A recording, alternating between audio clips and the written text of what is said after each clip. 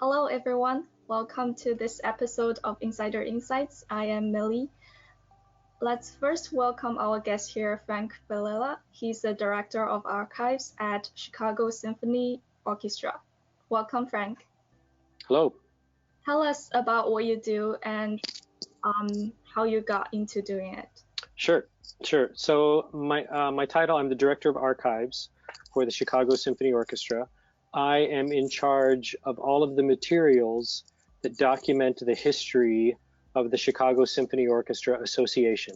And the association is the larger governing body under which the Chicago Symphony Orchestra, the Chicago Symphony Chorus, the building, because we own our physical building, the Board of Trustees, an organization called Symphony Center Presents, which is our presenting arm. So, for example, visiting orchestras, jazz concerts, piano recitals, etc., and also the Board of Directors, which is the individuals who are part of the governing body.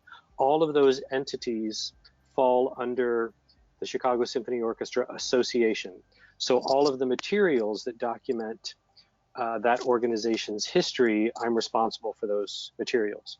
The orchestra was founded in 1891, so our materials go back to 1891, and we even have some older materials because our founder and first music director, Theodore Thomas, was an active conductor beginning in the 1850s. So we have some scores and parts from his collection that actually predate the American Civil War. So we have materials in our collection that are 150 some years old. The bulk of our activity, of course, is the Chicago Symphony Orchestra.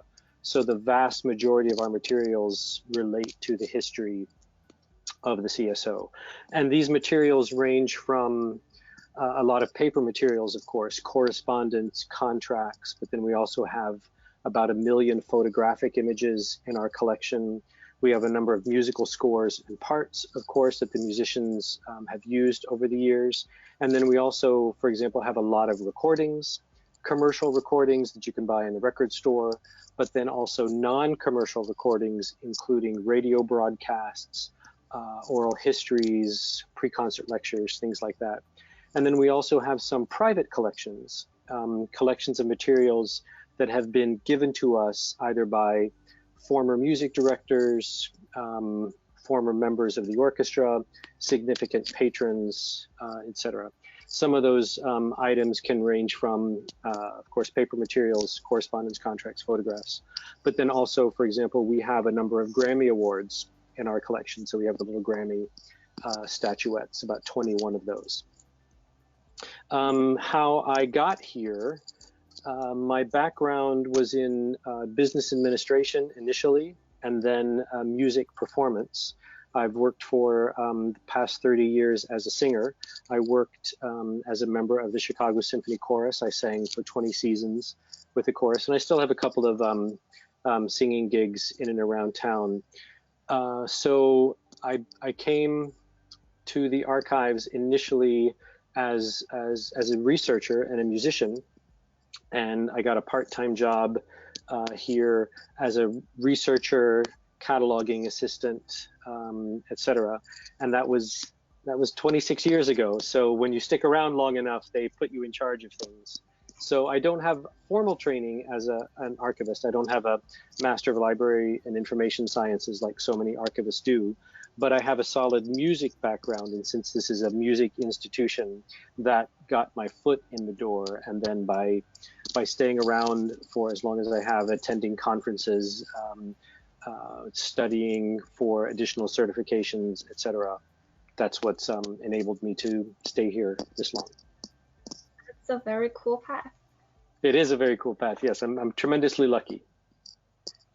I'm sure it requires lots of knowledge about the history of the CSO and music, and also all the skills needed to archive different materials and different media. So what exactly are hard skills and soft skills needed to work as an archivist? Well, actually, I had to look up what hard skills and soft skills were. I wasn't familiar with that term. The hard skills specific to this type of collection in this particular industry one of the hard skills is a knowledge of the industry and the repertoire. Of course, knowing the difference between a symphony, a concerto, and a sonata, for example. So knowing the industry and how it works, how an orchestra operates, and how a presenting institution functions in this not-for-profit environment, which of course is indicative of an ensemble, an organization like this in the United States. Also, some other hard skills would be certainly organizational skills. It's a lot of putting the square peg in the square hole, making sure that materials are not only properly preserved, but also available to be accessed. Because it's one thing, to take this particular piece of paper and find out exactly which collection it should go in, which file it should go in, which shelf it should go on, how it should be cataloged on a database, but also making sure that if there's a researcher out there or a staff member or a musician who needs the information that's on this piece of paper, that I provide the tools for them to be able to find it. So for example, that involves making sure that I have described this particular material in the catalog record. So when they're searching the catalog, this comes up. So that's definitely a hard skill, having those organizational skills in order to be able to do that. Some of the soft skills that actually have surprised me a little bit that you need to have in working at a place like this. When I was younger, in high school and in college, of course, I worked in a couple of restaurants, and one of the things that I learned in those places, of course, was customer service. So it's the ability to find out what somebody needs and be able to communicate with them in order to help them find it. And sometimes that requires a lot of patience. It requires some really solid listening skills, because sometimes somebody might be searching for something, but they don't necessarily know how to ask for it. So when you're talking with them, there's a term for it. We call it the researcher interview. So when you're talking with a researcher and they say, for example, their first question for you is, do you have any old programs? And of course, we have thousands and thousands of old programs. That initial question is not their ultimate question. They're looking for a very specific thing, but you have to talk with them, interview them, break it down until you can determine exactly what they're looking for, so you can help them find it. Other soft skills, for example, is the ability to work with a variety of personalities. In performing arts, of course, there are a variety of personalities. Performers, can be a little temperamental, of course. Audience members can be very demanding, and they want, there's a lot that they want with their, since they're supporting this organization, they feel tremendous ownership in this organization. So therefore, when a patron calls and they're interested in an old recording or how many times a particular artist has appeared here, they take tremendous ownership in that type of information. And of course, when you're dealing with, people like, Yo-Yo Ma or Ricardo Muti or Itzhak Perlman, it's a tremendous privilege to have contact with those types of artists. But there's a certain diplomacy involved in dealing with them. So that's definitely a soft skill that comes in tremendously handy when working in an organization like this. Awesome. If you can choose to do your dream job, what would that be? Would that be a singer or an? Well, for a long time, I thought my dream job would be to be a full-time musician, a full-time singer. After a while, I discovered that my nerves couldn't handle it. Auditioning was not a strong suit. I love to sing and I love to perform and I love to rehearse and I love to collaborate and all of those things. I hate to audition. I never felt I did my best work in an audition, and yeah, I just wasn't. I wasn't cut out to be a soloist. I didn't have the right temperament. I have the perfect temperament to be a face in the choir, and most of the work that I do is choral, and I'm perfectly happy doing that. But I don't necessarily need to be the person down front, singing the big solo. And I think that's one of the reasons I was attracted to this type of job, because it gives you a chance to be an important part of the machine without necessarily being out in front of the audience. Occasionally, I'm asked to speak in front of groups about the history of the organization, about the collection, etc. So occasionally it's okay, but for the most part, I'm very happy hiding in the stacks and cataloging, processing, researching, etc. So I'm lucky that I still have the outlet of performing, because I still sing, and I'm very lucky that I'm still working here in the archives. Like I said, I've been here 26 years.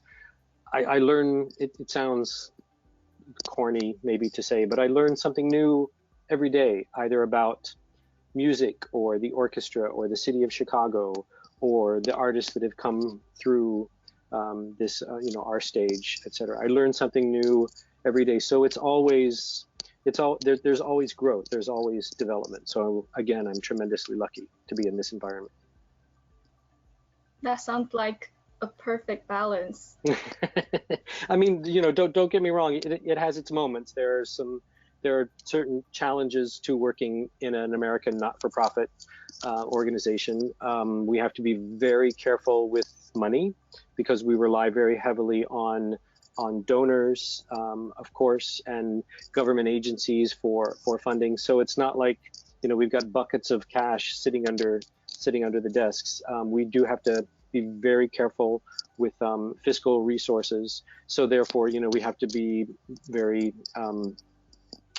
careful in order to be able to continue to survive in this environment. The American economy, will always have its issues, but yeah, we have to be extraordinarily careful and frugal. So, for example, we rely very heavily on volunteers, and we rely very heavily on interns, in addition to complement the full-time staff.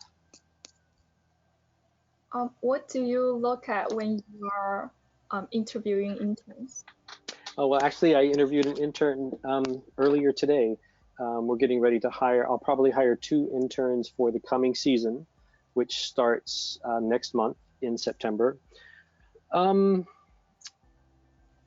couple of things that we look for, that I particularly look for in interns.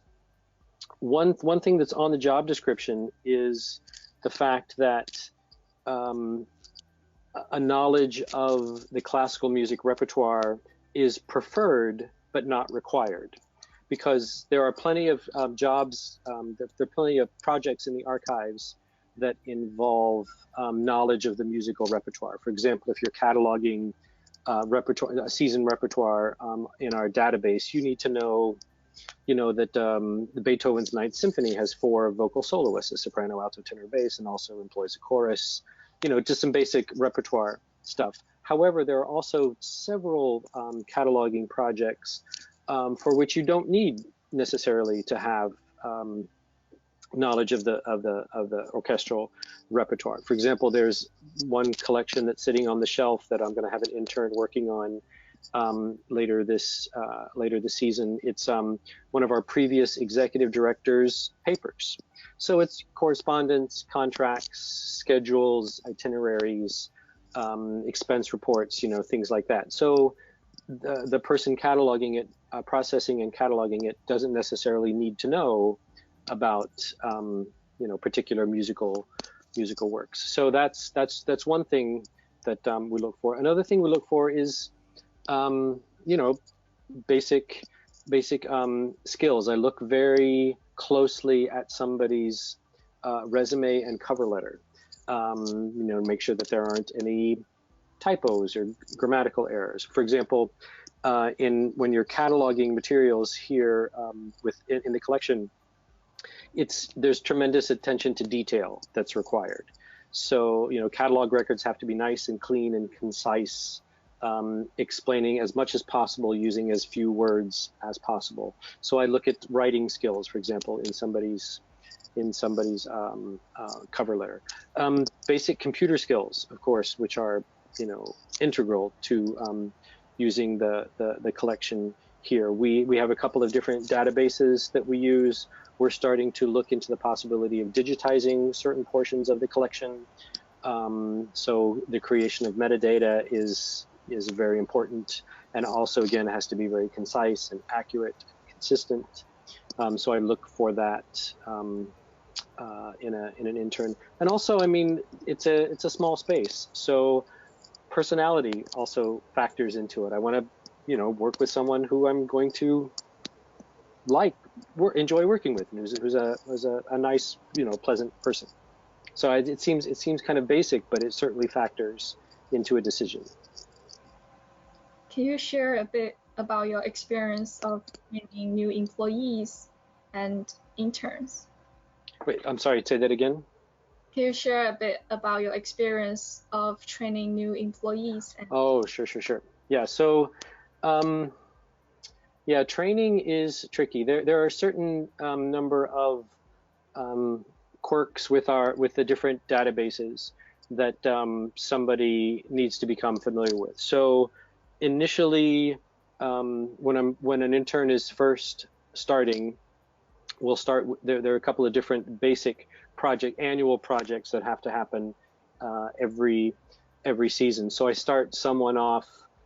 For example, if they're cataloging repertoire, we start with just basic orchestral repertoire. So Chicago Symphony season. So it's overtures, symphonies, very very basic stuff. And then we branch out into, for example, our Symphony Center Presents series, which is a number of different things. It's orchestras, it's choruses, it's chamber music, it's piano recitals, it's jazz concerts, it's pop concerts. So the variety of repertoire is significant. So we start somebody off small with just the orchestral stuff before branching out into the broader context. And we do the same thing with in cataloging paper records as well.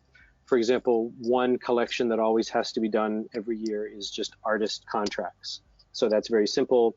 Where did the artist stay? What were the terms of the contract? What did they play? Etc. And then we branch out into, for example, executive director correspondence, which covers a much broader range of materials and significance. So starting small and then building from that. And you have to keep an eye on the intern, on the employee, to make sure that you're not putting too much on them all at once. We like for people to eventually be able to work independently, so they don't have to be supervised all of the time, because frequently I'm pulled away for other reasons, other projects. So if somebody's going to be in the space by themselves, they have to be able to work independently. So that's certainly the goal. Some people pick it up really really fast, and boom, they're off and running. So that's great. We're lucky that we get a tremendous number of applicants for internships. For the season internship this year, I had about 45 resumes to look at, and I'm interviewing, I think, 6 people. I've interviewed 2 already. I've got 4 more interviews next week, and from that I'll pick 1 or 2. So we're lucky that we get so many interested people. Is there any weaknesses you think most of the students need to improve on?